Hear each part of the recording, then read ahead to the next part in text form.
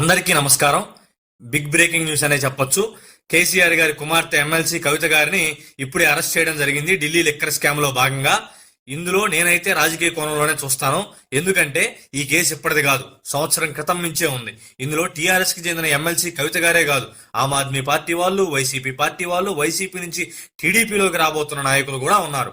ఇవన్నీ పక్కన పెడితే ఈ అరెస్ట్ కూడా స్థానిక సంస్థల ఎన్నికలప్పుడో లేకపోతే ఎమ్మెల్యే ఎలక్షన్లప్పుడో చేయొచ్చు కదా. ఈ ఎన్నికల ముందు చేయడానికే గల కారణం బీజేపీ దేశంలో ఒక భారీ టార్గెట్ పెట్టుకుంది కదా, మాకు 400 ఎంపీ స్థానాలు కావాలి అని. అందులో భాగంగానే ఇప్పుడైతే తెలంగాణలో కాంగ్రెస్ వర్సెస్ బీజేపీగానే ఫైట్ ఉంది. బీఆర్ఎస్ పార్టీ గ్రాఫ్ పడిపోతూ 2 ఎంపీ స్థానాల్లో మాత్రమే గెలిచే అవకాశాలు లేదా గెలుపుకి పోటీ ఇచ్చే అవకాశాల్లో మాత్రమే ఉంది. మిగతా చోట్ల బీఆర్ఎస్ గెలిచే పరిస్థితి అయితే లేదు.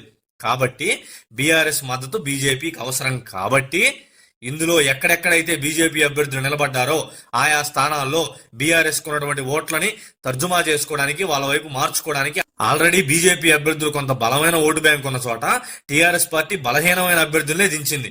అందులోనూ ఎక్కడైనా పొట్టు సడలుతుందేమో అనే వ్యూహంలో ఎలా అయినా టీఆర్ఎస్ పార్టీని తన వైపు తిప్పుకోవడానికి, అది డైరెక్ట్ గా పొత్తైనా లోపాయికారిగా పొత్తైనా చేసుకోవాలి. కాబట్టి ఎలక్షన్ లో బీజేపీ ఇలాంటి మాస్టర్ ప్లాన్ చేసింది.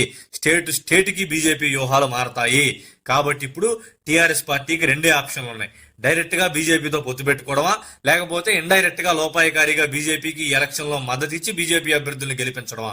అంతకుమించి వాళ్ళకైతే వేరే ఆప్షన్ అయితే లేదు. ఎప్పటికైనా సరే కేసీఆర్ ఫ్యామిలీ మీద ఉన్నటువంటి అవినీతి ఆరోపణలు, దానికి ఆధారాలు రేవంత్ రెడ్డి గారి దగ్గర ఉన్నాయి అని కాంగ్రెస్ పార్టీ నాయకులు పదే పదే చెప్పడం, ఈ కారణాలతో కేసీఆర్ గారు ఎప్పటికైనా బీజేపీ పంచన చేరాల్సిందే. కాకపోతే ఆ ముహూర్తం అనేది ముందే వచ్చింది. లేకపోతే ఇంకొక ఆప్షన్ ఏంటంటే, ఈ అరెస్టు తాలూకు వచ్చినటువంటి సింపతిని వాడుకొని మరికొన్ని సీట్లని అదనంగా గెలిచి తర్వాత అయినా కేసీఆర్, టీఆర్ఎస్ పార్టీ ఎన్డీఏలో చేరడం. ఈ 3 ఆప్షన్ల తప్ప ఇంకోటి జరిగే అవకాశం అయితే లేదు. ఇలాంటి రాజకీయ విశ్లేషణల కోసం దయచేసి ప్రజావాణిని సబ్స్క్రైబ్ చేసుకోండి.